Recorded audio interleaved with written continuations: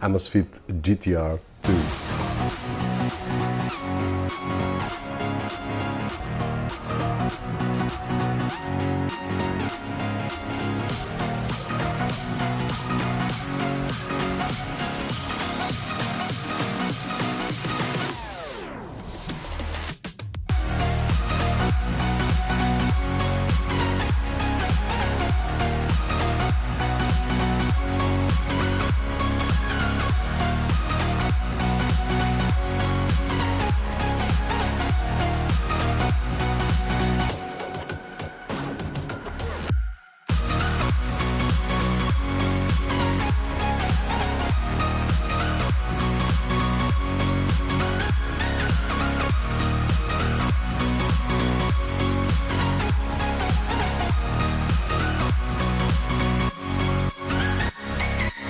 Guys, and welcome back to another video, and here we are with Amazfit GTR 2, which you already saw on the intro, but I still have my GTR 1 right over here since it was released, and the question is, will it be able to be replaced by the GTR 2 or not? Let's try to find out till the end of the video. Now guys, in terms of the watch itself, in terms of the design, I really love it. It's a well-designed smartwatch. In terms of style, I would say that it's between the sporty and the classic look, and there are two versions, one sport, which is the one that I've got right over here, but also a more classic design right over there. But I do believe that none of them are as classic as the GTR 1. So if you are looking for something really classic, the GTR 1 is still a great option that's available on the market as any other smartwatch. Now, I also did something which was to replace the bracelet of my GTR to place on the GTR 2, and it looks awesome. So if you want to mix this, you can have a GTR 2 and then order a bracelet of the GTR version 1 and just mix match and have a different style. In terms of design and in terms of clothing, we can wear anything. Now, in my daily basis, I use a suit and tie, and it looks just awesome. I don't know if it looks better than my GTR 1, but it looks awesome. Even with casual clothes like I've got today, jeans and a shirt, and that's basically it, with some sneakers. It looks awesome. And if we wear a t-shirt and that's it, with the shorts or something like that, it looks nice as well. And of course, being a smartwatch that it's used for sports, if we use it while using sports clothes, then no issues at all. Actually, I use my GTR since it was released, and it's a very classic watch, as I said, and I use it with my bike clothes and my running clothes. So I do believe that in terms of clothes, everything that we use will be just fine. It will look fine because these devices just look awesome. It will just depend on our personal taste and how we feel with one of these devices. For me, honestly, it's really tough. Great machine right over here, really nice looking, but right over here, it's a classic, really interesting smartwatch. So tough decision. The display is an AMOLED display with 1.39 inches, well lit with a really nice brightness and contrast, which we can see really well on the outside. We have the always on display. So for those of you that want to have always on, we have several options, one of which is the digital and the other one the analog, and we have a lot of watch faces. As we have seen on the last video of the Zip E, we have roughly 40 plus watch faces to choose from, and besides choosing different watch faces, we can customize some of them, which will let us put on a different place the battery or the heart rate or the weather prediction and things like that. So we can have it really personalized according to our taste. Now, there are a few things that are really simple but very interesting, one of which reminds me of the Amazfit Pace that we have seen here on the channel. I'll try to leave a link somewhere right over here, and that is that we can answer calls. And yes, you might say, hear about answer calls on the watch. Yes, when I'm jogging or running and I do have a call and I want to see who it is, but my phone is on my backpack, I just need to look at the watch and then answer or reject, because if it's someone trying to sell me something at that moment, it's probably not the best. And this is just great. It also has microphone and speakers, although I wouldn't count the speakers to listen to music. It is possible, but the quality is not as good as a earbuds, but it is mainly so that we can hear a phone call and talk through it. Just say, hey, I'm jogging at this moment and I'll see you later, I'll call you later on. Now the other feature that it's really useful is just really simple. I just need to swipe to the left and it will give me a shortcut list. Very useful because I do have the normal menu, which is easy to navigate, but with this shortcut it's even faster, so I don't have to lose any time. Just scroll there, choose the thing that I want to do and press it. Just really awesome. And finally, one more thing that I would like to mention here is the capacity that it has in terms of storage. 3 GB so that I can put my own music library inside. Yes, like we have seen on some other models, this one also has, which is great for some of the guys that follow the channel. And I mean this because I don't use that feature, I always use my phone, but this is just great to pick up one device, connect it directly to a earbud set and just move on. To transfer the music is also very easy through our phone, so no hassle at all, and a great feature for those that want to use it. In terms of software, I've been watching this since the first generation of the Amazfit Stratus and is still one great watch that sometimes I use. But the thing is that the software has been evolving. It's called Zip at this time, and both the software and the app itself, I do believe, and I use it on a daily basis. It's one of the best that I've used so far.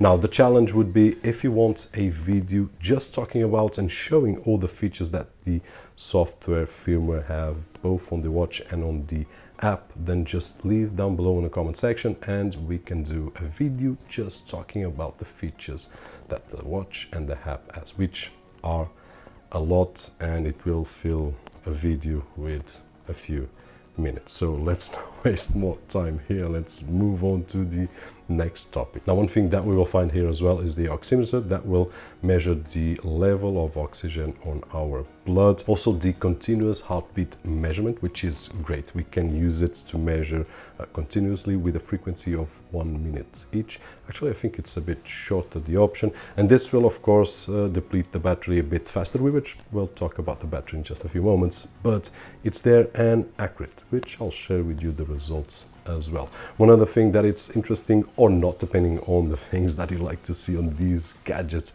is the stress test. We can just measure after a few days to see what are we doing with our life, and then it depends if we trust the device or not, but it's interesting to see, like we did on previous models. Now let's move on to sports, because basically this is a smartwatch targeted at sports and doesn't make sense to not talk sports, although you can get one of these just to look nice and have a different kinds of smartwatch with style. Sports is something really great. Now it can measure up to 12 different sports.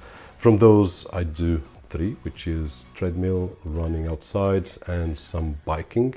Not at a professional level at all, just casual, well, not casual every day almost, but in an amateur way, just enjoying myself. I do really enjoy to do sports. I get more energy, I can go to work really pumped up, so it's just great. And these devices really help to motivate to do a little bit better every time that we go. I also do swimming, but at this moment it's cold where I live, it's winter, so let's wait to the summer to test a few of these devices and compare them on a swimming pool and also on the sea. Now, in terms of sports, and starting with the treadmill, the first thing that we will notice is that the first time that we do an exercise, like we have seen before on other devices, it will not get it right. It doesn't know the size of my leg, it doesn't know the size of my steps, so what happens is that at the end of the sport, it will do something which is ask me to, hey Robert, how many kilometers did you do on this session? And I will just tell him and it will adjust. One more thing that I'm really happy with it is the heartbeat measurement. It's accurate. I did measure it up in controlled environment on my treadmill in low frequency and then in medium and high, and what I can say is that it's top notch. Now, it's not as accurate as my chest strap, which is quicker. The GTR 2 takes a little bit more. It has a small delay, if I can say so, but it's accurate. And you can see by some images that I took, and these are the results on biking and jogging outside and so on and so forth. So really nice results like right over here, which help out on another situation, which is to measure the sleeping hours and our way of sleeping. And in my particular case, I've got an inconstant sleep. I don't sleep much, and sometimes even those few hours I wake up a few times, and the smartwatch can get it right. One more thing that I usually test it out is when I have the chance after lunch on a weekend, I enjoy to sleep a nap, and some devices do not capture that nap because it's daytime and it's not programmed, I don't know, to capture that, but Amazfit GTR 2 did it, and this is just great. But let's finish up with the nap and move on to jogging on the outside.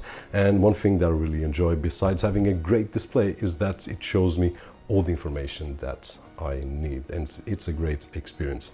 Now, it will measure the GPS, but I will talk that in just a few moments, because talking about biking, the experience is exactly the same. It's just outside, we can just press the button and boom, there we go, listening to our favorite music, which is just awesome. It will show me all the information that I've got, and it will record the exercise that I'm doing, which is just awesome.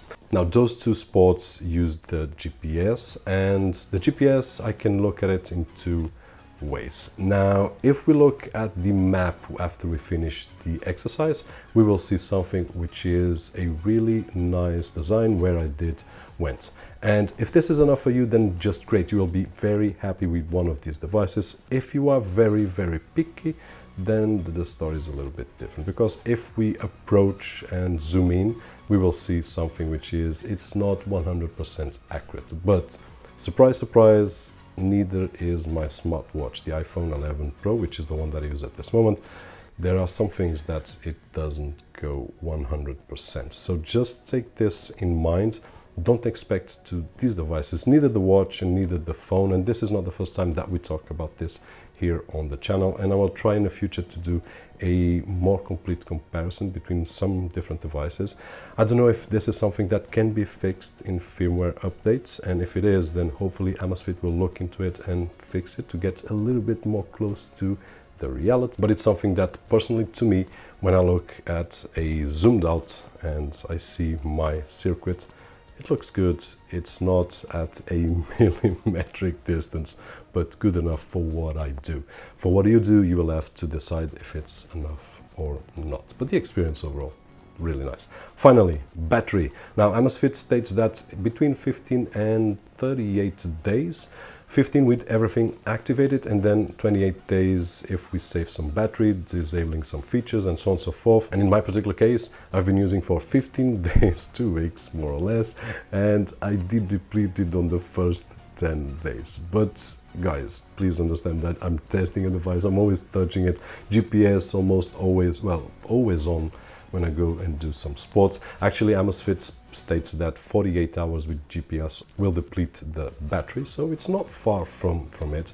And this will allow us to have more days of battery or less days, depending on the way that we use. I do believe that the next batch did charge already, but it will last me more than 10 days. I would say that at least 17 to 18 days using it normally with things activated.